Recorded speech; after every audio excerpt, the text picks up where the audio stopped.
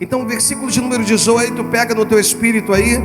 Certamente, a palavra da cruz é loucura para os que se perdem, mas para nós que somos salvos, poder de Deus. Vamos ler só mais uma vez, para ficar no teu coração. Certamente, a palavra da cruz é loucura para os que se perdem, mas para nós que somos salvos, poder de Deus. Esses dias nós falamos sobre a substituição. Nós falamos para você que chegou hoje que o poder não está na cruz, não estava na cruz. Inclusive, na era medieval, eram vendidos lascas, dizendo-se ser um pedaço da cruz de Cristo.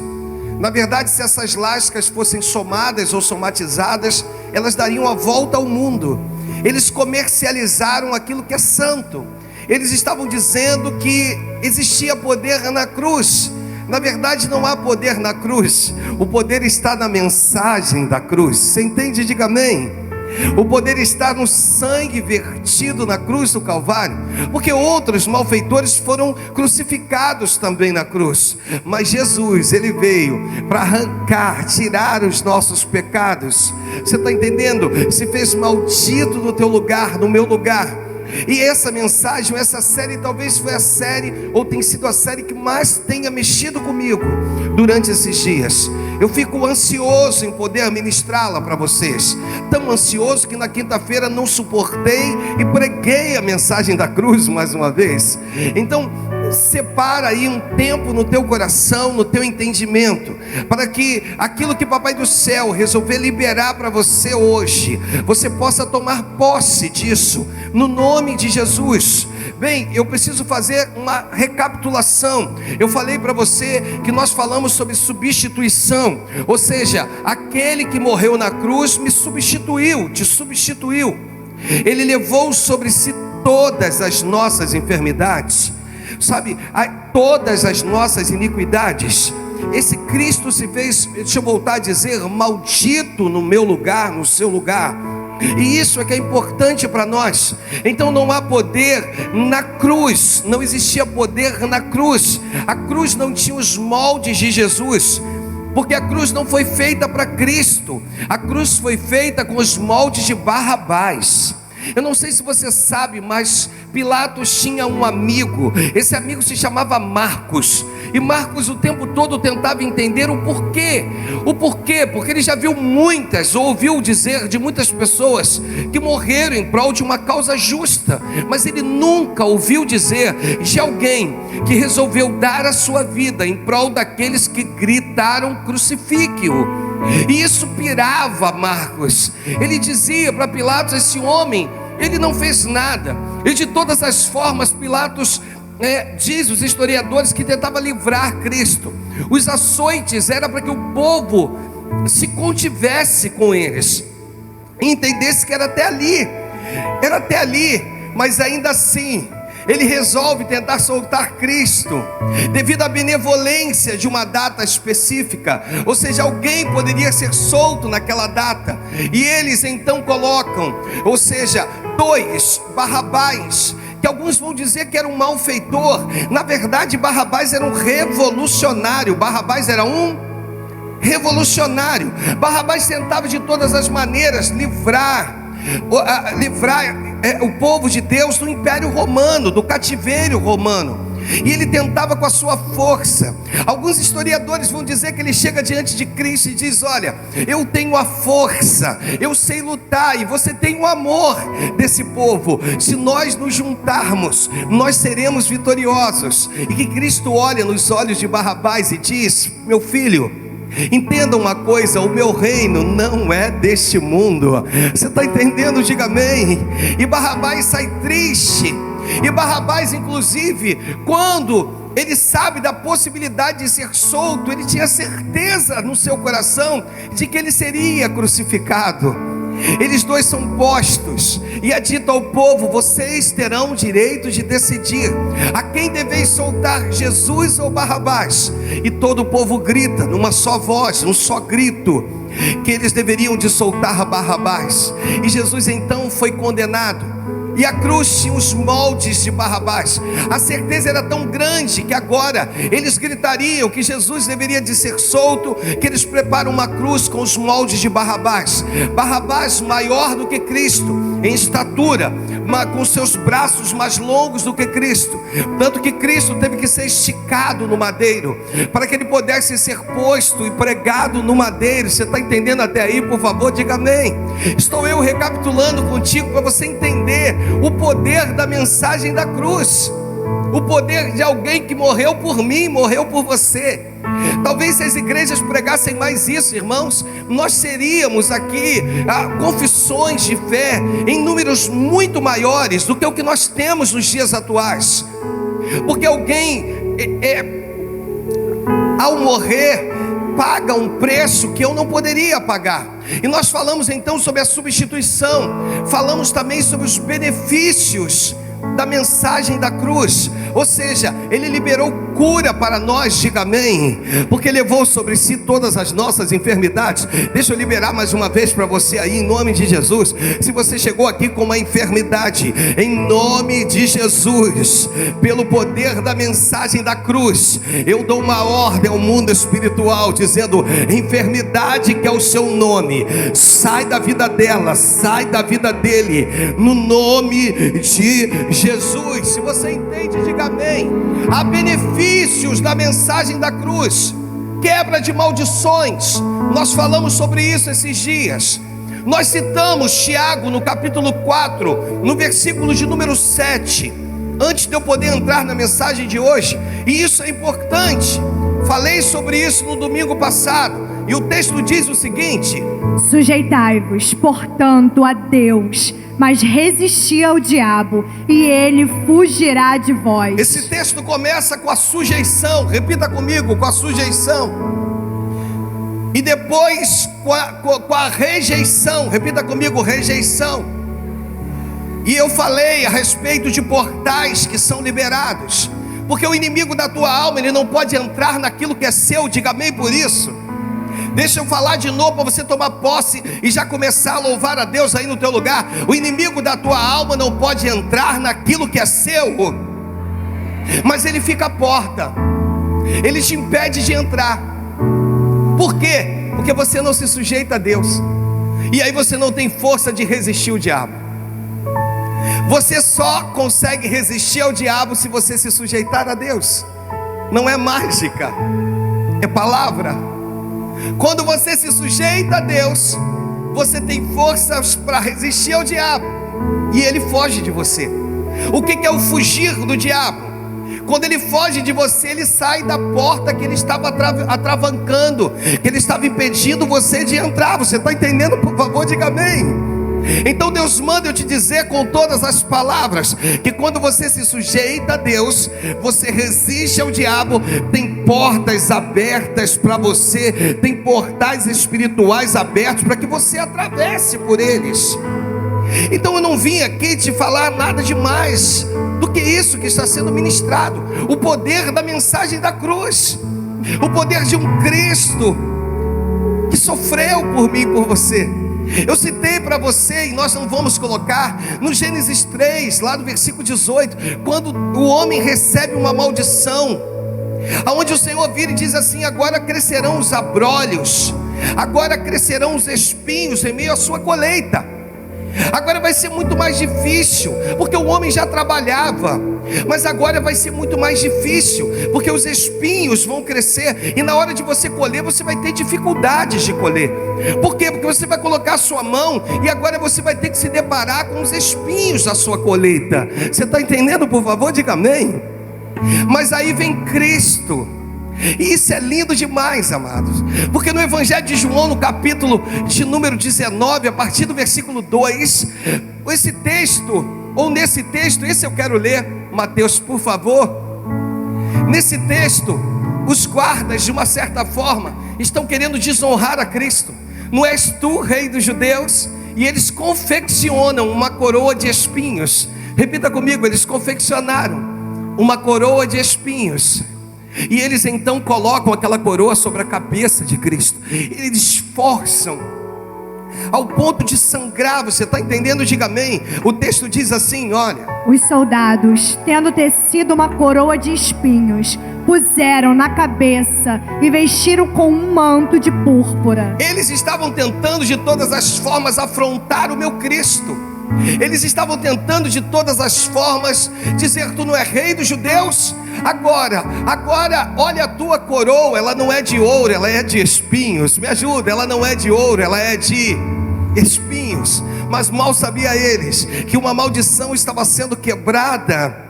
Uma maldição lançada sobre Adão está sendo quebrada a partir de Cristo, porque quando a coroa de espinhos ela tem contato com o sangue de Cristo, naquele momento toda maldição em que as colheitas serviriam ou cresceriam junto com os espinhos foram quebradas. Então deixa eu falar para você algo para você guardar no teu coração. Eu citei João capítulo 15 versículo 5, e eu falei sobre isso. Você já viu uma árvore sentindo dor para frutificar? Você já ouviu dizer que uma árvore ela faz força para frutificar? Você já ouviu falar nisso? Porque não existe uma árvore frutifica de forma natural. Uma árvore frutifica de forma natural. E João 15 versículo 5, Jesus vai dizer assim, ó: Eu sou a videira, vós os ramos. Quem permanece em mim e eu nele, esse dá muito fruto, porque sem mim nada podeis fazer. Jesus está dizendo: se você permanecer em mim, você vai frutificar de forma espontânea. Toca na pessoa do teu lado e diga assim: existe, em nome de Jesus, uma maldição que foi quebrada sobre a tua vida, e você foi chamada para frutificar de forma espontânea, sem dolo, sem dor. Você entende isso? Diga amém. Você pode dar uma salva de palmas ao Senhor.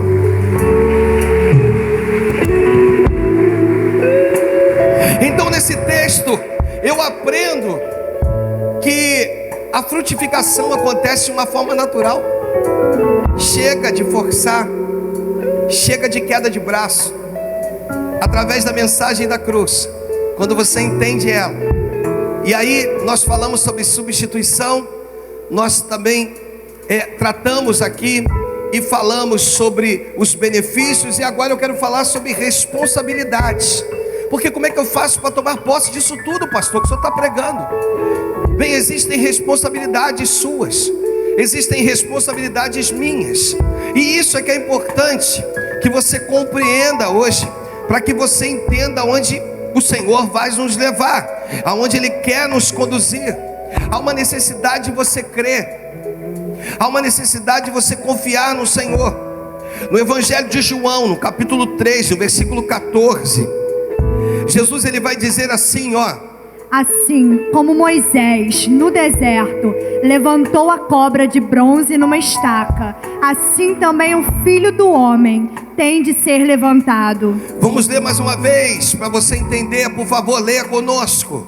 Assim como Moisés no deserto levantou a cobra de bronze numa estaca, assim também o Filho do Homem tem de ser levantado. Ali era uma maldição, porque nesse texto que nós vamos ler daqui a pouco, nós vamos ver que o povo se levanta contra o Senhor e contra Moisés, em Números 21, não coloca não.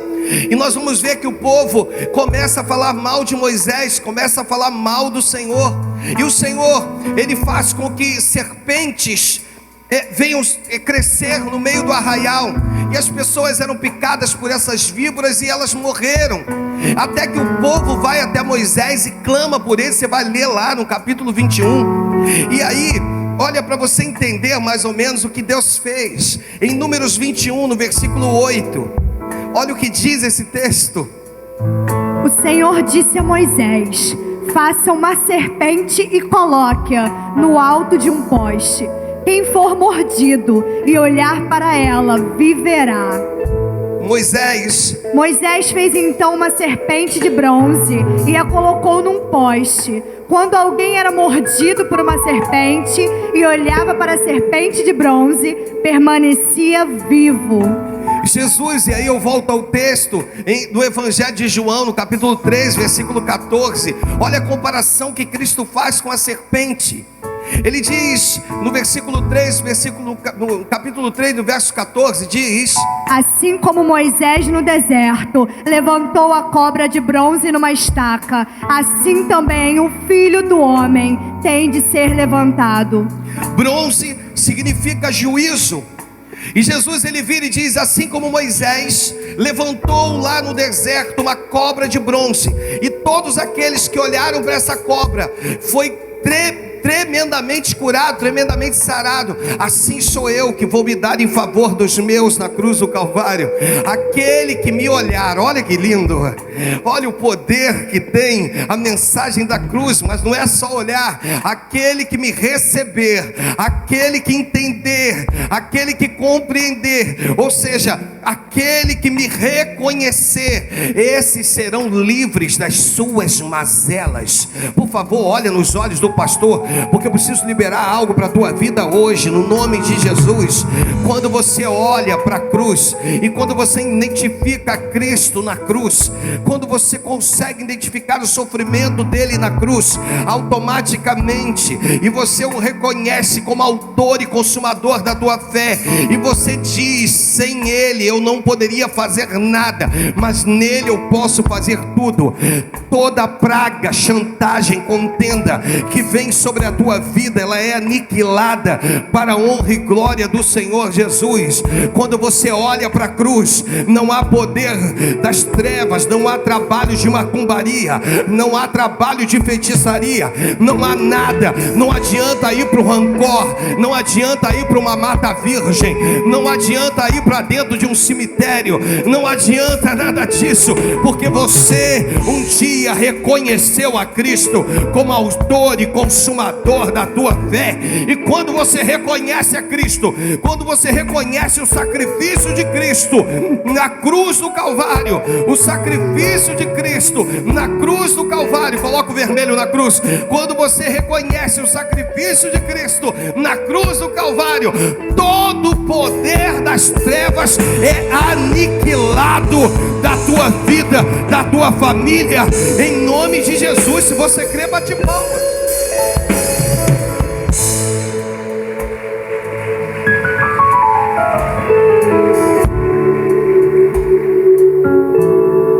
São responsabilidades minhas.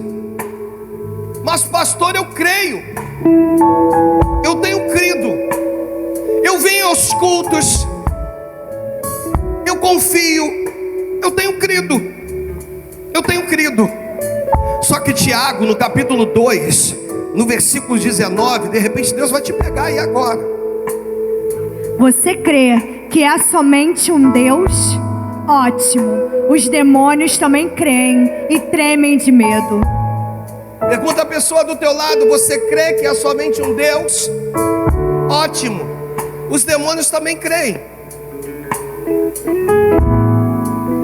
O que isso significa? Que você tem crido com a tua boca, não com o teu coração. Deixa o Espírito te pegar aí. Tu sorri, mas só Deus sabe a infelicidade que tu carrega contigo para onde quer que tu vá. Porque a felicidade é Cristo, e você crê só de boca, e de boca as coisas são passageiras. Porque os demônios também creem, eles também creem. Por esse motivo a gente desenvolve 3 elementos da fé, ou pelo menos 3 elementos da fé. A gente desenvolve a identificação, a aprovação e a confissão. Pelo menos 3 itens que você tem que viver. Você entendeu a substituição, você compreendeu os benefícios, mas agora eu preciso exercer a minha fé da maneira correta. E exercer a fé da maneira correta é entender a identificação. Ou seja, o apóstolo Paulo aos Gálatas, no capítulo 2, no versículo de número 20, o texto diz assim, ó: fui crucificado com Cristo, Assim, já não sou eu quem vive, mas Cristo vive em mim. A vida que agora vivo no corpo, vivo-a pela fé no Filho de Deus, que me amou e se entregou por mim. Quando você entende a identificação, você se identifica com aquele que foi na cruz. O apóstolo Paulo, ele vai dizer: fui crucificado com Cristo. Quando você compreende que algumas coisas precisam ser crucificadas quando eu aceito o Senhor Jesus, elas precisam morrer. Olha para o pastor, não existe uma vida mais ou menos na presença do Pai. Desculpa, não quero aqui menosprezar, porque a gente fala muito de religião. Esses dias eu vi um texto discriminando alguém lá, de Deus discriminando a religião. Sabe, irmãos, religião vem de uma palavra chamada religares. Religião é reconciliação. Religião é o próprio Cristo, amado. Ele é o único capaz de nos reconciliar com Deus. Nós é que temos interpretado do nosso jeito, vivido da nossa maneira. Deixa eu fazer os adendos certos aqui para pegar você aí, porque o Espírito hoje está dizendo: você não vai sair daqui sem ser impactado pela minha palavra. Assim diz o Senhor. Existem coisas, deixa eu repetir, que não são de qualquer maneira. Eu estou diante de um Deus de princípios, de um Deus que tem prazer no certo, onde eu aprendo que a palavra do crente me ajuda sim, sim, não, não. O que passar disso não provém de Deus, e sim do maligno. Deus, Ele quer poder te pegar, quer poder te mostrar que existem benefícios que já foram liberados para a tua vida.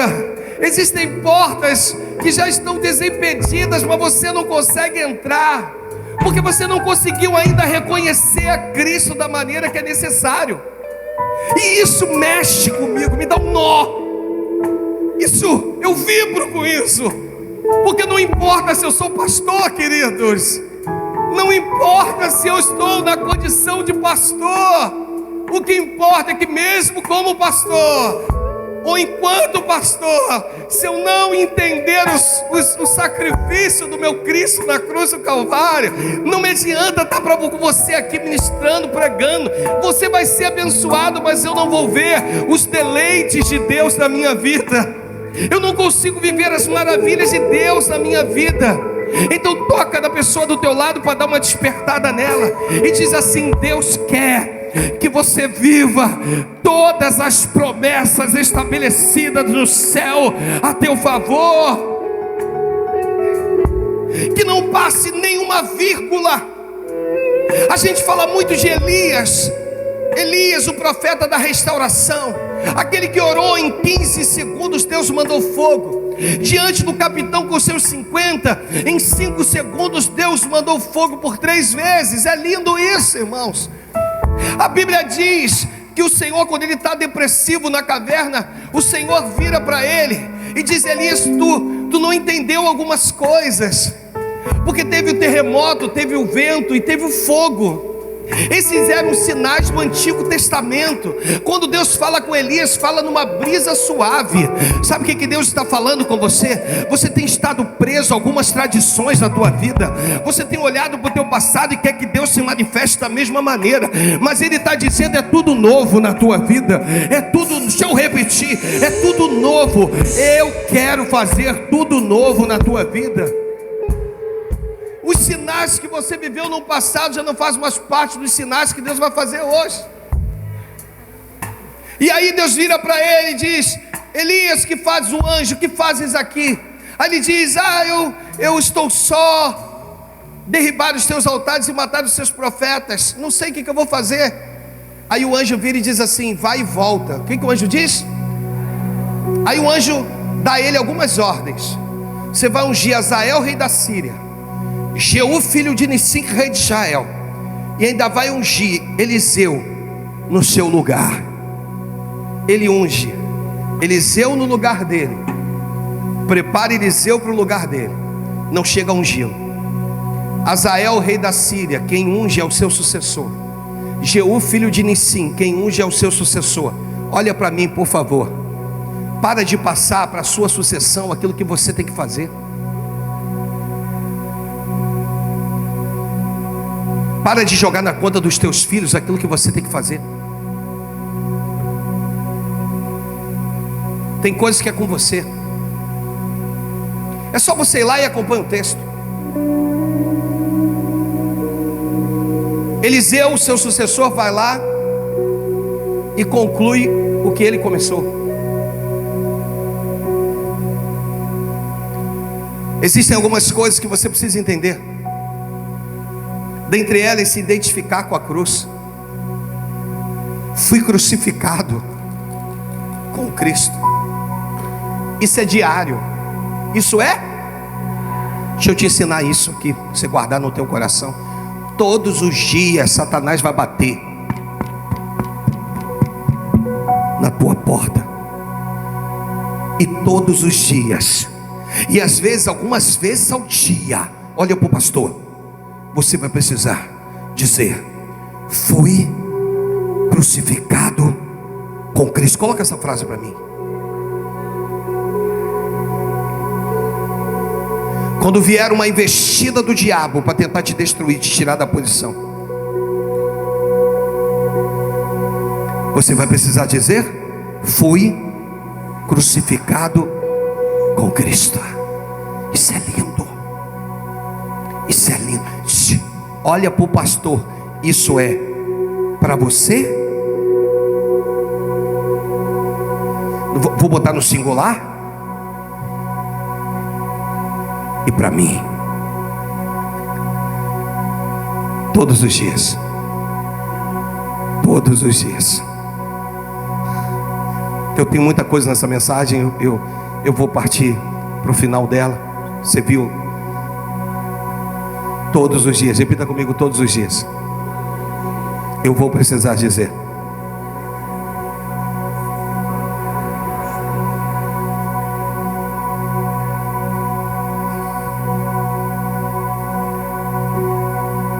eu me identifico com o meu Cristo. O apóstolo Paulo, ele cita isso depois de alguns anos. Ele não estava lá. Ele não estava na cena da crucificação. Mas os anos se passam e o impacto de Deus sobre a vida dele é tão grande, mas tão grande, que ele compreende que ele deveria de entender isso todos os dias.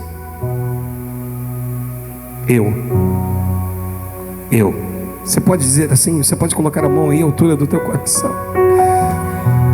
Eu fui crucificado com Cristo.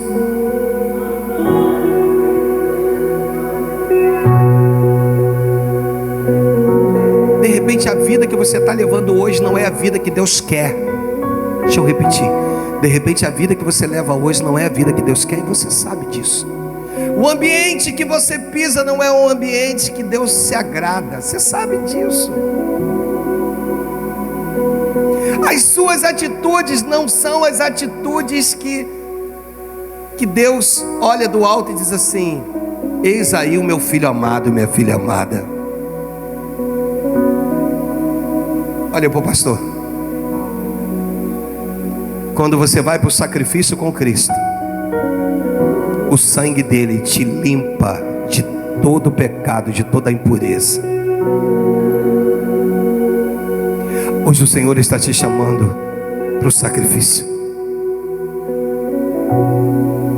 Hoje Ele está te convidando ao sacrifício. No nome de Jesus.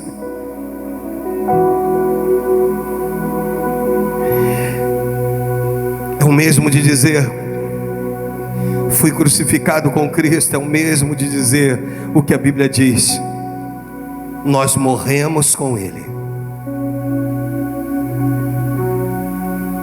Me ajuda, nós.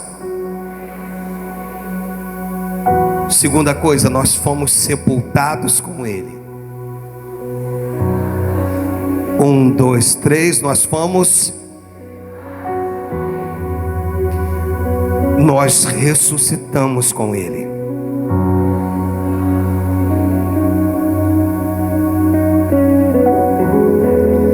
E depois que Ele se assenta à destra, à direita de Deus Pai, nós estamos assentados com Ele. Posso repetir as 3 frases? As 4? Posso? Primeira, me ajuda. 1, 2, 3, vai. Nós.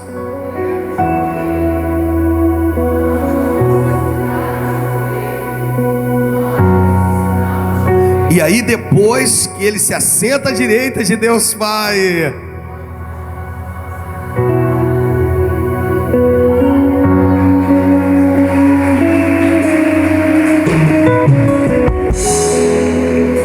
a mensagem da cruz. Tema da nossa meditação. É uma pena que o horário já se faz, amados. Uma pena. Eu tinha tanta coisa aqui para vocês, tanta coisa. Vocês vão me dar o prazer de numa próxima mensagem, num próximo domingo, por favor, venha de novo, venha ouvir a conclusão dessa mensagem. A unção da antecipação. Me ajuda, a unção da antecipação.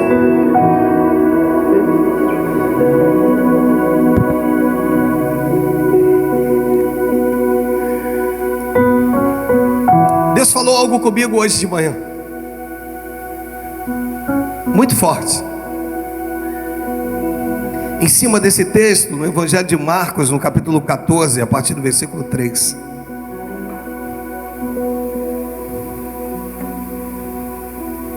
Olha o que diz o texto.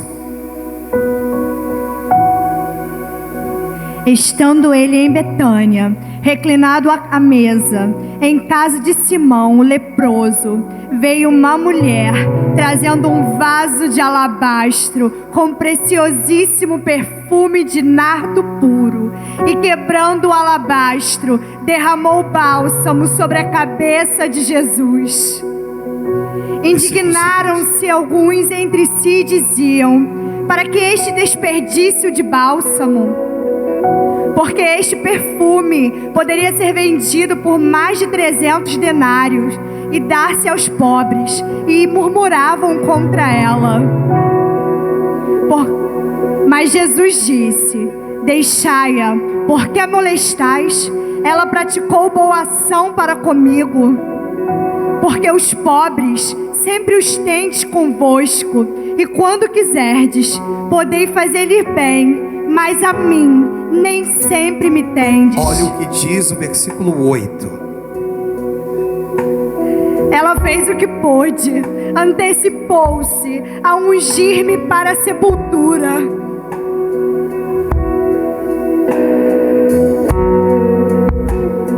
A visão que aquela mulher teve e um dos discípulos tiveram. A visão daquela mulher foi uma visão acima da visão dos discípulos de Cristo, aqueles que caminhavam com Cristo. A visão dos discípulos era uma visão monetária. Alguns vão dizer que Judas Iscariote se levanta e diz: meu Senhor, isso aqui custa muito, é muito caro. Jesus vira e diz assim: olha, eu não vou estar com vocês o tempo todo. Mas os discípulos não entenderam isso. E ele tem que ir mais profundo. Ele precisa dizer: ela fez o que pôde, antecipou-se a ungir-me para a sepultura. Presta atenção, ele morreu para que você tivesse vida.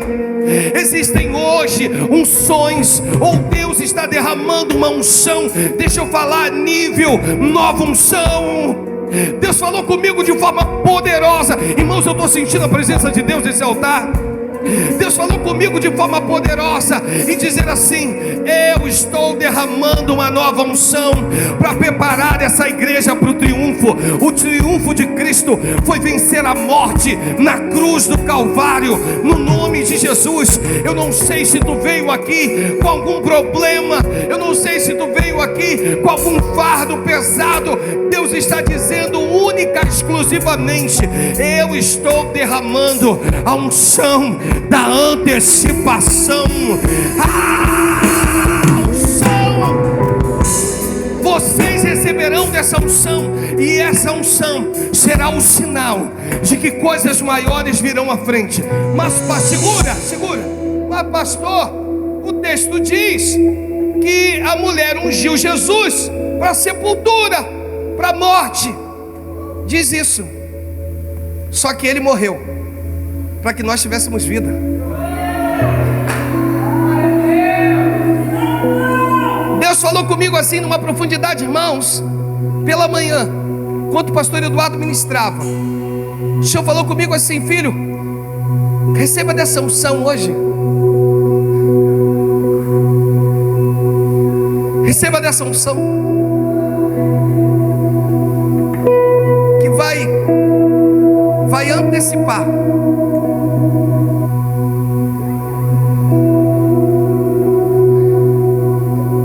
Aquela mulher unge Cristo. Ele vai para a cruz com o cheiro do unguento, com o cheiro do alabastro.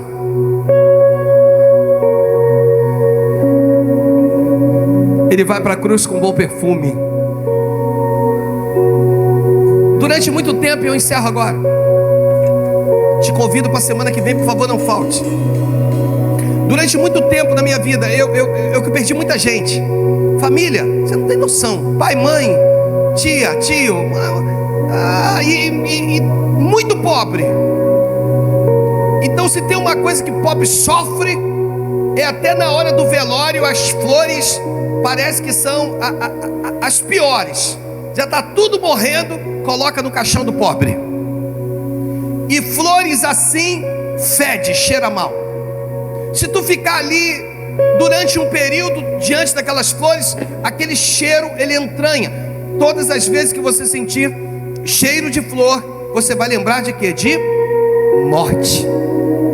Irmãos, todas as vezes que eu sentia cheiro de flores, eu lembrava de morte. Até o dia que Jesus foi lá e capturou a minha família. E eu fui descobrir na Bíblia que Jesus é a rosa de Saron. Na semana passada que eu ministrei, pedi para estender a mão e disse que Deus estava derramando em uma das mãos, na mão esquerda, gotas de prata, e na mão direita gotas de ouro. O irmão me procurou no término do culto e disse: pastor, eu não sou muito dessas coisas não, mas pastor, minha mão esquentou, tanto a esquerda quanto a direita. Eu cheguei a levar a minha mão ao rosto, porque eu queria de alguma forma sentir. E ele falou que levou as mãos ao rosto e sentiu a mão aquecida. Ele falou: não era nada que eu não conseguiria suportar. Mas eu preciso te dizer algo hoje, no nome do Senhor Jesus. Sabe como é que eu faço hoje quando eu sinto cheiro de flores? Eu sei que o meu Cristo, em nome de Jesus, eu sei que o meu Cristo, e de alguma forma quer mostrar a tua presença na minha vida. Se eu sinto o cheiro de flores, eu já começo a glorificar o Senhor, porque o meu Cristo, ele é a rosa de Saron. Então, se o texto diz que ele foi ungido para a sepultura, ele foi para a sepultura, mas eu, ainda que morra, eu vou viver. Você está entendendo? Jesus vira para Marta e diz assim: Marta, ainda que ele morra, este viverá. Aí Marta vira e diz: Senhor, eu sei disso, é no final dos tempos. Não, Marta, ele vai ressuscitar agora.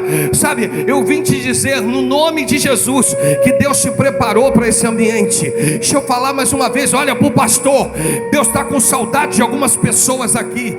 O Espírito Santo está com saudade de você. Não importa o que tu fez ontem, não importa o que tu fez hoje, o que importa é que o sangue dele da cruz do Calvário pagou um preço pela tua vida, e hoje Ele marcou um encontro contigo, um encontro de reconciliação, um encontro de mudança, um encontro de transformação sobre a tua vida. Levanta a mão. Sobre a tua vida, eu, como ministro do Evangelho, eu profetizo uma unção de antecipação. Você vai ser ungido agora e está preparado para a vitória, para o triunfo, para coisas que vão acontecer no nome de Jesus, positivamente na tua vida, positivamente na tua vida. A morte não vai chegar mais na vida dos teus, a morte não vai alcançar mais a vida dos teus, porque o Deus que eu creio e que está nesse lugar me garante a tua vitória através da mensagem da cruz.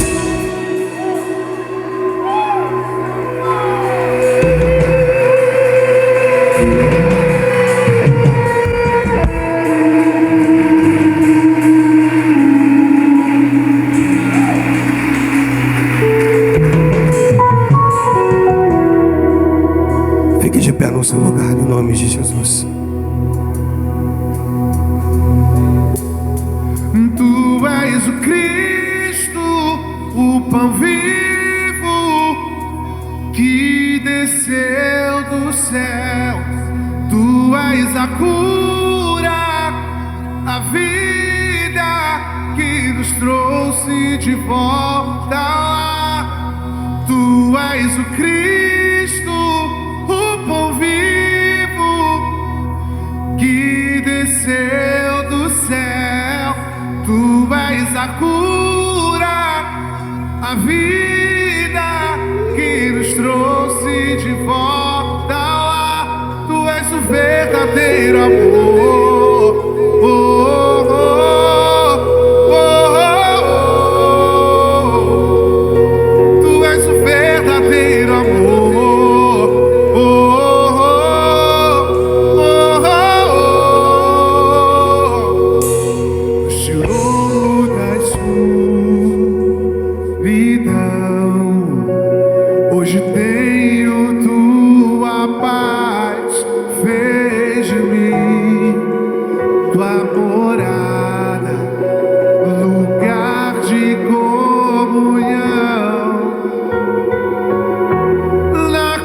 Mostrou a grandeza do amor.